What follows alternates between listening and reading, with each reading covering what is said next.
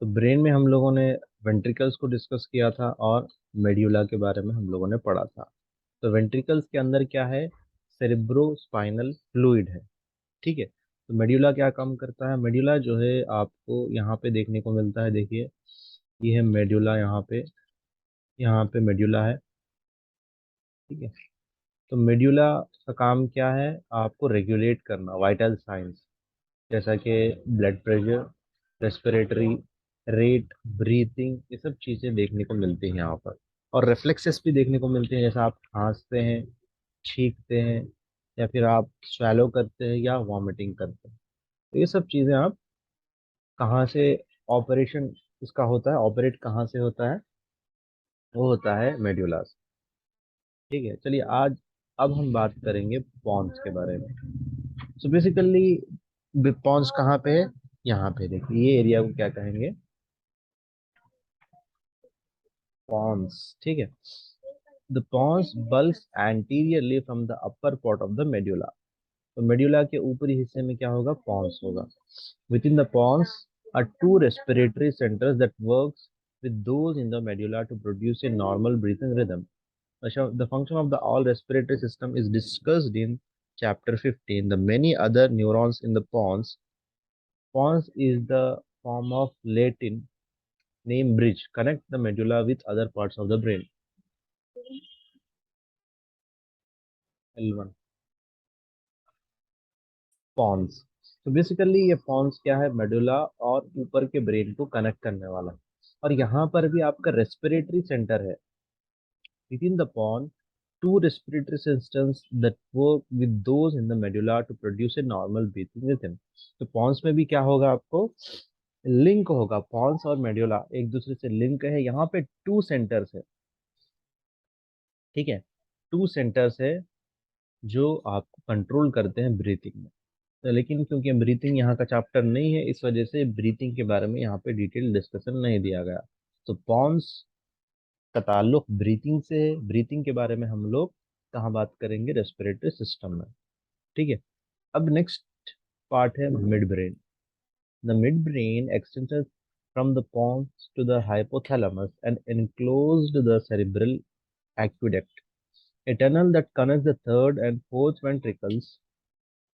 Several different kinds of reflexes are integrated in the midbrain, including visual and auditory reflex. If you see a wasp flying towards you, you automatically duck or twist away. This is visual reflex. As the coordinated movement of the eyeballs, turning your head to a sound is example of auditory reflex. The midbrain is also connected with what are called writing reflex, those that keep the head upright and maintain balance of equilibrium.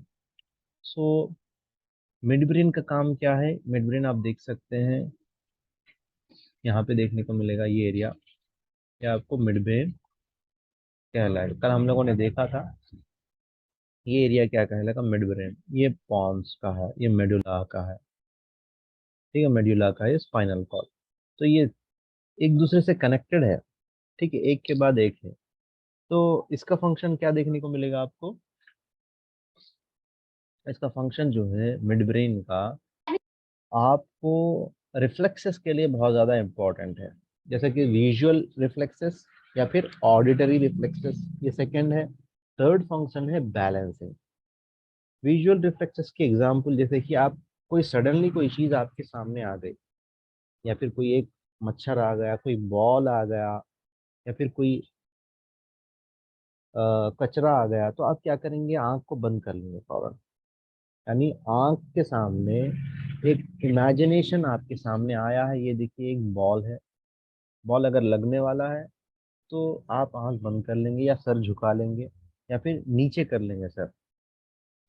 ठीक है, नीचे कर लेंगे sir. तो suddenly क्यों हुआ ये, क्योंकि वो इमेज जो है आंखों से मिड ब्रेन में गया। मिड ब्रेन में क्या हुआ, अरे भाई ये आपको नुकसान पहुंचाने वाला है, आप अपने सर को क्या कर लीजिए, नीचे कर लीजिए। ठीक है, ये थ्योरी किसने भेजी, ये भेजी आपके मिड ब्रेन में। तो आपका सर क्या हो गया, बच गया, आपको मार नहीं लगा। तो ठीक है, तो ये रिफ्लेक्सेस है। कौन सा रिफ्लेक्स है, विजुअल रिफ्लेक्स। नेक्स्ट है ऑडिटरी रिफ्लेक्स। ऑडिटरी रिफ्लेक्स में क्या होगा, जैसा कि कोई आके आपको सडनली बोल दिया कि सामने क्या है, गड़ा है, तो आप क्या करेंगे, पीछे पलटेंगे, आगे देखेंगे और उस चीज से बच जाएंगे। या फिर आप चल रहे थे, पीछे से आपके कोई दोस्त ने आपको पुकारा, तो आप क्या करेंगे, पलट के मुड़ के देखेंगे। ये कैसा हुआ भाई, क्योंकि ये ऑडिटरी रिफ्लेक्स से हुआ।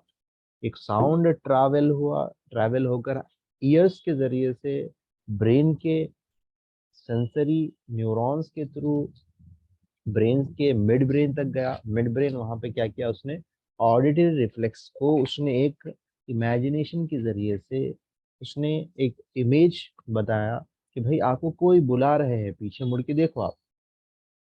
ठीक है, तो ये सब चीजें कैसे हो रही है, मिड ब्रेन इसको क्या कर रहा है, पूरा कन्वर्ट कर रहा है। ऑडिटरी जितने भी साउंड से उसको विजुअलाइज करके उसको एक्शन करा रहा है, उसको मोटार रिफ्लेक्सेस दे रहा है, उसको मोटार एक फंक्शन दे रहा है। तो ये काम किसका हुआ, ये हुआ मिड ब्रेन का। तो देखिए इतना इंपॉर्टेंट है मिड ब्रेन का। और दूसरा क्या है, हम देखिए कभी कभी क्या करते हैं, सडनली पीछे पलटते हैं, सडनली हम आगे उठा लेते हैं, हाथ उठा लेते हैं, पैर उठा लेते हैं, लेकिन गिरते नहीं। तो ये कैसा हो रहा है, ये हो रहा है आपके बैलेंसिंग रिफ्लेक्सेस। ये बैलेंसिंग या फिर इक्विलिब्रियम है। ठीक है, तो ये कौन कर रहा है, ये आपका मिड ब्रेन। तो देखिए एक दूसरे से कैसा है, ये फंक्शंस अपने आप पूरे हो रहे हैं बॉडी में। मेड्यूला देखेंगे तो आपको वाइटल ऑर्गन्स यहीं से देखने को मिलेंगे। पॉन्स है, यहाँ पर भी वाइटल ऑर्गन्स का काम होता है। मिड ब्रेन है, मिड ब्रेन में आपको देखने को मिलेगा जितने फंक्शंस हम लोगों ने अब डिस्कस किए हैं वहाँ के पूरे फंक्शंस मिड ब्रेन के है। विजुअल रिफ्लेक्स, अब आप देखिए मिड ब्रेन में अगर प्रॉब्लम आएगा तो विजुअल रिफ्लेक्स क्या होंगे, सही काम नहीं करेंगे। अगर पेशेंट के सामने आप कुछ फेंक देंगे तो पेशेंट आंख नहीं बंद करेगा, बल्कि यूं ही देखते रहेगा। ठीक है, पेशेंट के सामने आप आवाज देंगे, पुकारेंगे, बहुत देर से रिस्पॉन्स करेगा वो। ठीक है, पेशेंट जब चलने लगेगा, फटने उसको हाथ उठाने के लिए कहेंगे तो वो क्या करेगा, गिर जाएगा, वो बैलेंसिंग इम्बैलेंसिंग होगा। तो ये क्यों हो रहा है, क्योंकि उसको प्रॉब्लम है मिड ब्रेन में। ठीक है, तो ये था मिड ब्रेन के बारे में। अब हम बात करेंगे, ये तो क्या था, ब्रेन का एक हिस्सा हो गया। ठीक है, ब्रेन स्टेम में हम लोगों ने डिस्कस किया मिड ब्रेन, पॉन्स, मेड्यूला। अब है हम सेरिबेलम। सेरिबेलम के बारे में हम लोग डिस्कस करेंगे, सेरिबेलम में क्या क्या चीजें आती हैं। फिर उसके बाद हमारे पास सेरिब्रम, हाइपोथैलेमस, ये सब चीजें हैं। ठीक है,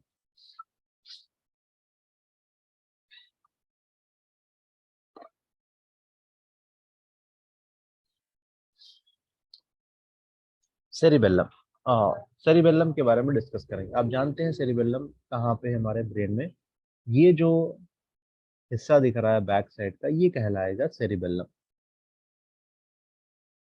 ठीक है, सेरिबेलम, ये पूरा का पूरा सेरिबेलम।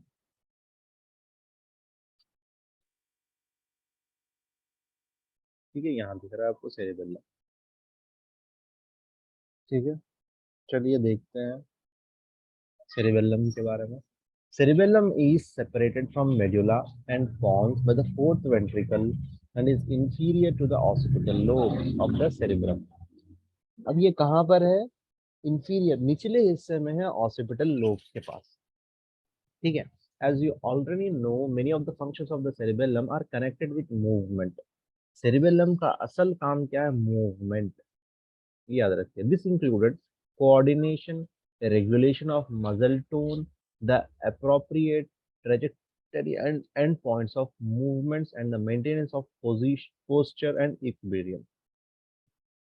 ठीक है, ये सब किसके काम है, सेरिबेलम के। सेरिबेलम का मेन फंक्शन क्या है, मूवमेंट। जैसे आप चल रहे हैं तो एक पैर के बाद दूसरा पैर रखना है, इसमें आपको क्या करना है, बैलेंसिंग होना है। आप गिरना नहीं है आपको। ठीक है, एक साइड झुकना नहीं है।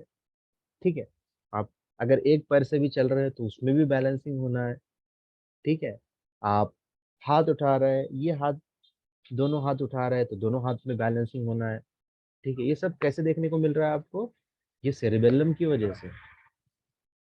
और मसल्स का टून है, रेगुलेशन होते रहना है, अब मसल्स है आपके। ठीक है, जो भी मसल्स से आप काम करते हैं, फंक्शनिंग करते हैं, वो मसल्स में क्या है, बार बार उसके अंदर टोन अप होना है। ठीक है। और जो है आपका पोस्चर भी मेंटेन होना है। यानी आप बैठ गए, बैठ जाने के बाद आपको गिरना नहीं है, ऐसा सामने नहीं आ जाना है, ना तो साइड में चले जाना है, ना पीछे चले जाना है, बल्कि क्या है, आप स्ट्रेट है। अब यूं रखे आप अपने बॉडी को, यूं ही रहना है। साइड में कर दिए तो ये साइड में होना है, इधर साइड में चले जा रहे हैं आप तो ये साइड में होना है। तो ये क्यों हो रहा है? ये सेरेबेलम की वजह से पोस्टर आपका मेंटेन होना है। ठीक है। तो ये किस वजह से हो रहा है? सेरेबेलम की वजह से। ये सब चीजें देखिए इनवॉलेंट्री है। ठीक है, ये जो आपके चीजें आप तो कर रहे हैं, लेकिन ये इनवॉलेंट्री है करने। वर्क जो फंक्शन है वो तो वॉलेंट्री है, लेकिन उसको मेंटेन कराने के लिए जो सेरिबेलम से जो सिग्नल्स आ रहे हैं वो इनवॉलेंट्री है। ठीक है, तो ये बात याद रखना। The cerebellum functions below the level of conscious thought, that is this is important to permit the conscious brain to work without being overburdened. If you decide to pick up a pencil, for example, the impulse of an arm movement comes from the cerebrum. The cerebellum then modifies this pulse so that your arm and finger movements are coordinated and you do not reach past the pencil. तो देखिए कैसे हमारा brain काम करता है कि पहले आपको एक थॉट आया, सेरिब्रम में थॉट आया। कहाँ पर? ब्रेन के इस हिस्से में थॉट आया, यहाँ पर ये सेरिब्रम सेरिब्रम है। तो यहाँ पे थॉट आया, थॉट आने के बाद यहाँ से थॉट क्या होगा, ट्रैवल होगा सेरिबेलम के पास। सेरिबेलम से भी ये कोऑर्डिनेट करेगा, क्योंकि उसको उठाना है, पेंसिल को पकड़ना है, उसके बाद आपका काम करना है, मूवमेंट करना है, कोऑर्डिनेशन करना है, तो सेरिबेलम के बगैर नहीं हो सकता है। ठीक है, तो सेरिबेलम क्या करेगा, इम्पल्स जनरेट करेगा, और आपके आर्म्स को और आपके मूवमेंट को ये सब कोऑर्डिनेट करेगा, और जब जाके आप पेंसिल को उठा पाएंगे। ठीक है, ये क्यों हो रहा है? सेरिब्रम और सेरिबेलम दोनों मिलके काम कर रहे हैं। The cerebellum senses also be involved in certain sensory functions. For example, if you close your eyes and someone plays a tennis ball in one hand and a baseball in the other, could you tell which was? Certainly you could, by the feel of each, the texture and the weight of heft. If you pick up a plastic container of coffee with a lid on it, you can tell if the cup is full, half full, or empty. Again, you certainly could. Do you have to think about it? No. The cerebellum is in part responsible for this ability. तो यहाँ पे आपको आपको sense, यानी आप coordination जो कर रहे हैं ना, ये हाथ में क्या क्या है, उसको भी बताने वाला सेरिबेलम है। जैसा कि एग्जांपल दिया गया यहाँ पर, आपके एक हाथ में टेनिस बॉल रखा गया, जो क्रिकेट क्रिकेट बॉल रखा गया। एक हाथ में क्या रखा गया? एक हाथ में रखा गया आपका फुटबॉल। तो इधर टेनिस बॉल है, इधर है फुटबॉल।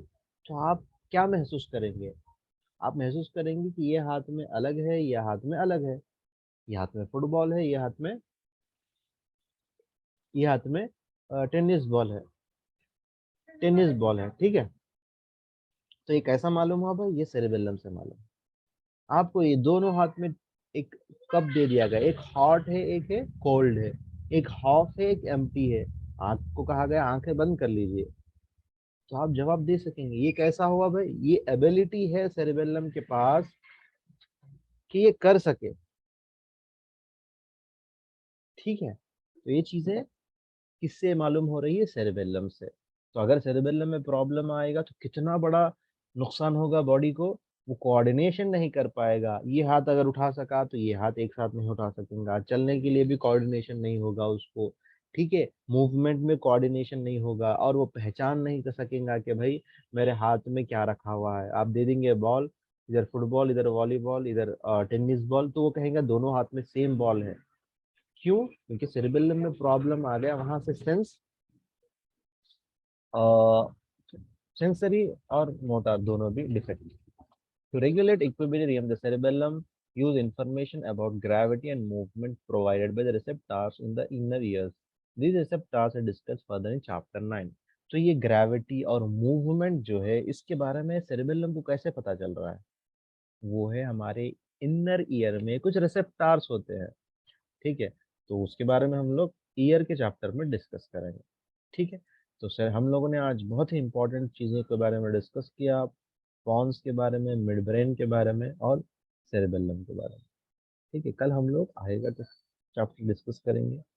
ठीक है, तो ये चीज़ें बहुत ही इम्पोर्टेंट है, आपको everything you have to notice and you have to remember it. Okay, then only you will able to understand about the brain central system. Okay, तो आज यहीं पर कंक्लूड करते हैं हम लोग क्लास को. ठीक है.